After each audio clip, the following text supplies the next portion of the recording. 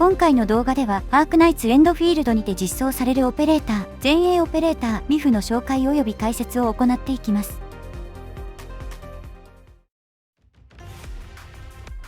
ミフは物理タイプの前衛オペレーターで、猛撃を扱うことで戦技が3段階に変化するギミックを有した性能です。ミフの通常攻撃は最大4段の物理ダメージを与えるという効果。通常攻撃は体験を扱うオペレーターの中ではかなり動作が速く、重攻撃の着弾までのタイミングは 3.6 秒となっており、これはダパンと全く同じ数値。ラストライトがおよそ 4.4 秒、エンバーが4秒、キャッチャーが 3.8 秒ということを考えると、体験の中では扱いやすい部類です。ミフの戦技はダウン、追形、回転の3段階で構成されており、1段階目は SP を100消費した後に50変換し、目標を自身に引き寄せて物理ダメージを与えるダウン。2段階目は SP を50消費して相手に大ダメージを与える猛撃を発動。この際、消費するクラッシュの数が3以上であれば、3段階目の回転へと派生し、3段階目の回転は敵に猛撃ダメージを与えるという効果。1段階目の戦技は発動に SP を100消費した後に50変換。対象となる敵を自身に引き寄せて物理ダメージを与えるか。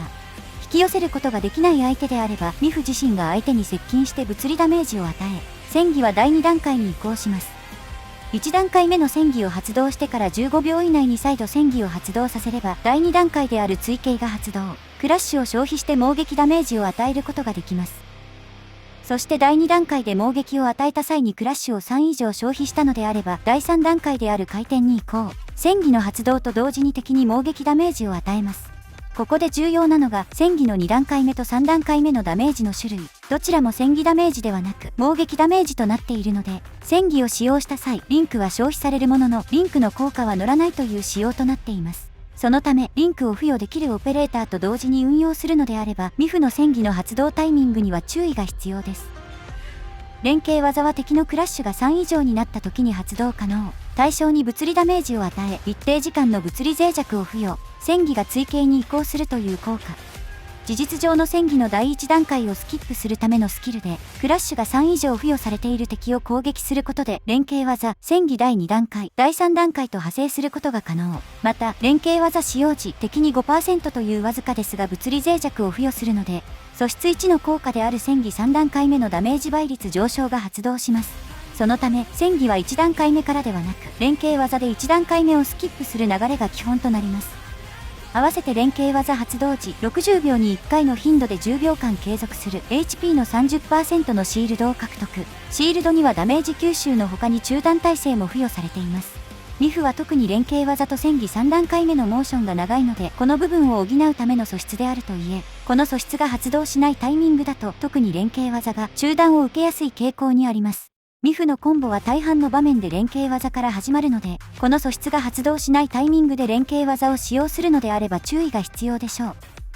必殺技は発動時、目標に対して浮遊を付与し、物理ダメージを与え、戦技が追形に変わるという効果。必殺技としては非常にシンプルな性能で、こちらも戦技の第1段階をスキップするのがメインとなる効果。ただ、必殺技はミフのスキルでは唯一クラッシュの付与が可能。そのため、通常時とは異なり、クラッシュが2の状態からでも連携技に派生することができます。なので、クラッシュ1つ分の SP ゲージの節約が可能です。ミフの各種スキルの流れはこんな感じ。戦技1段階目は集的スキルとしては優秀である一方、ダメージ倍率が 150% と低めなので、特にボス戦などでは連携技や必殺技を用いてスキップした方がダメージが出やすくなっています。そのため、基本的な流れは連携技、戦技2段階目、戦技3段階目の順。必殺技が発動可能なのであれば、連携技の前に発動して連携技につなげるか、連携技のクールタイムが終わっていないのであれば、必殺技から戦技2段階目に派生することになるでしょう。ミフのスキルは戦技を中心に回す構成となっているので、戦技の特化が最優先。総火力の面を考えれば、連携技や必殺技も特化の対象にはなりますが、ミフの火力の全体から見れば多くを戦技が占めているので、戦技と比べると優先度は落ちることになります。ただ、連携技は一連のコンボの視点となるので、可能であれば特化3まで強化して、クールタイムを1秒短縮させておきたいところ。必殺技に関しては余裕があれば程度の認識でいいでしょう。潜在1段階目は連携技のクールダウンを2秒減少させ、物理脆弱の効果が 5% 上昇、持続時間が4秒増加するという効果。この強化によってミフの連携技のクールタイムは最速で17秒に短縮、物理脆弱の持続時間が20秒となるため、常にクールタイム終了直後に連携技を放つことで常時相手に物理脆弱を付与し続けることが可能となります。2段階目は筋力とアーツ強度の強化。ミフの戦技2段階目及び3段階目は戦技ダメージではなく猛撃ダメージとして扱われるので、こちらの潜在強化は戦技の強化の面が強いものとなっています。潜在3段階目は素質2の強化でシールドの継続時間が10秒から15秒に増加。発動間隔が60秒から45秒に短縮、さらに20秒間攻撃力プラス 6% の効果を追加するというもの。先ほども述べた通り、ミフの特に連携技はモーションが長い影響で中断されやすいので、使用感の改善につながる潜在強化となっています。潜在4段階目は必殺チャージの 15% 減少。潜在5段階目は戦技のダメージ倍率が 1.1 倍まで上昇し、必殺技のブレイク値をプラス5するという効果。こちらも主に戦技のダメージを強化する強化内容です。ミフの潜在強化による性能上昇は無凸と比べて合計で 18% 程度となっていますが、そのうちの 12% ほどは潜在1と潜在2に集中しており、低い凸レベルで大半の性能を獲得できるという形。逆により大きな性能向上を求めるのであれば貫突まで伸ばしきる必要があるので、ミフの潜在強化を行うのであれば1、2、5のいずれかとなるでしょう。ミフのおすすめ武器はモチーフ武器となる石英。武器のスキルによって連携技と戦技を使用する際にそれぞれでアーツ強度と物理ダメージの上昇が入り、戦技の2段階目と3段階目にアーツ強度と物理ダメージの上昇がかかるため、非常に相性が良い性能となっています。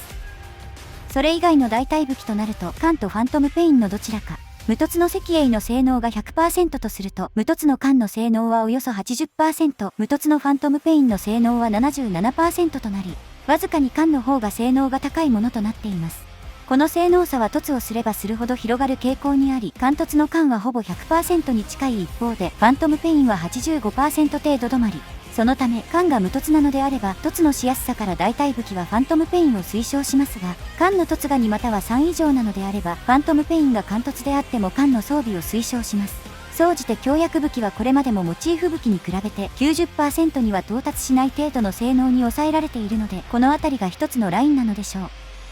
ミフの装備に関しては9砲セット中心がおすすめ。最も相性がいい装備セットは銅、腕、アクセサリー1を9砲に、アクセサリー2を鉱山点検即位ビーコンにするセットでしょう。9砲セットは敵に猛撃または破砕を与えた時に消費したクラッシュの段階によって物理ダメージが上昇。さらに物理脆弱、ブレイク状態、オリジニウム結晶付与中は物理ダメージ上昇効果が 1.5 倍になりますが、ミフはこの効果を発動させることができます。そのため無理に9砲セットから装備を崩すのではなく、どこか一部位を変えての運用がおすすめ。例えば必殺チャージを伸ばしたいのであれば、銅を鉱山点検ライトアーマーに変えるといった形での運用となるでしょう。ミフの編成に関しては、現状では主に2つの編成種類が存在。1つは、チェン戦友やリーフォンなどを編成する純物理編成。2つ目はロッシを中継点とする物理とアーツの混合編成です。まずは純物理編成の紹介から。ミフの実装によって純物理編成のブレイク性能がさらに向上したので、今回はミフとチェン戦友の2アタッカー編成を採用。通常時は主にミフとリーフォンが火力出力、チェン戦友とミフがブレイク値を蓄積させ、敵がブレイク中はチェン戦友が火力出力する形をとっています。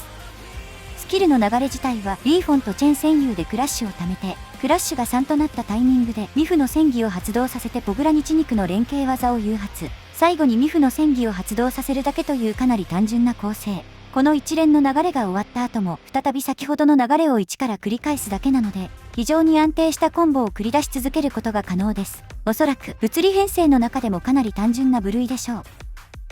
必殺技を含めた構成の場合は、初動に関してはリンク付与までは通常時と同じで、それ以降に必殺技を絡めていく形。理想はチェンの火力が最大となる敵がブレイク中にコンボを始めることですが、タイミングとしては難しい場面もあるので、敵がブレイクした時点でリンク付与を飛ばして必殺技を開始してもいいでしょう。この編成の最大の長所は、一連の必殺技が終了してもまだミフのコンボが終わらないという点で、必殺技で敵を撃破できなくても流れるように始まる2巡目で撃破することが十分可能です。総じてブレイク性能の高さのおかげで SP 管理が緩く、高火力を維持し続けやすい点がこの編成の特徴と言えるでしょう。この編成でのコンボの全体図は上記の通り、必殺技フェーズは通常フェーズの派生型のような形で、初動のクラッシュダメをリーフォンの必殺技で補うため、ポグラニチ肉の必殺技も相まって、余った SP を2巡目に持ち越し、ミフの必殺技と潤沢な SP でクラッシュダメを行うという形。敵がクラッシュ状態になり次第、必殺技フェーズに移行すれば、チェンによって大ダメージを与えながら、徐々に通常フェーズに戻していくことができるでしょう。2つ目の物理とアーツの混合編成では、ロッシを主操作キャラとして使用。ペリカの連携技の関電とギルベルタの連携技を誘発させてクラッシュを付与し、ペリカの戦技による電磁付与とギルベルタの連携技で発生したクラッシュを用いて、ロッシの連携技で一気にクラッシュを4まで持っていき、ミフの戦技で大ダメージを与えるという構成です。初回はロッシの重攻撃からペリカの連携技、ギルベルタの連携技でクラッシュ1、クラッシュ状態の敵にロッシの戦技を放って爪痕を付与しながらクラッシュを2に増やし、ペリカの戦技を用いて電磁付着を発生させてロッシの連携技を誘発、ロッシの連携技で電磁付着を1消費してクラッシュを2付与、クラッシュが4になったことでミフの連携技が発動可能となり、そこから連携技、戦技2段階目、3段階目を放つという流れ。戦技の発動回数がロッシ1回、ペリカ1回、ミフ2回の合計で 300SP しか消費しないという省エネながらもクラッシュ4まで持っていけるというのが特徴で、先方がいない状態でも十分にスキルを回すことが可能。ただ、ギルベルタの連携技のクールタイムが終了する前にペリカの連携技を使用すると、ギルベルタの連携技を誘発する方法がなくなってしまい、結果的にクラッシュを貯める要素がなくなってしまうという点には注意が必要です。必殺技はミフの2段階目の戦技でクラッシュを消費する前にギルベルタの必殺技を発動させてアーツ脆弱を最大化。その後、アーツ脆弱が付与されている敵にロッシとペリカの必殺技を叩き込むという流れです。なので、必殺技フェーズ中の主役はミフではなく、ロッシに交代することに。そして、ロッシが必殺技を発動している間に、ミフの戦技2段階目、3段階目を使用。その後、ミフの必殺技を使用して、今度はロッシの戦技をスキップして、クラッシュを4貯めた後に再度ミフの戦技で大ダメージを与えます。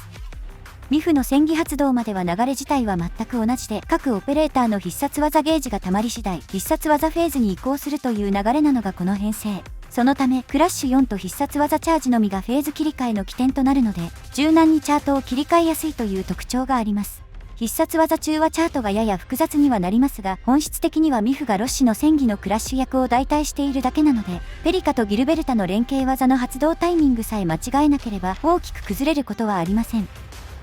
合わせて危機契約に使えるかもしれないエステーラの編成を紹介。エステーラは寒冷付着を無効化する素質を有しているので、指標の一部を踏み倒せる可能性があります。また、こちらの編成も SP の消費が激しくはない部類なので、比較的回しやすい編成と言えるでしょう。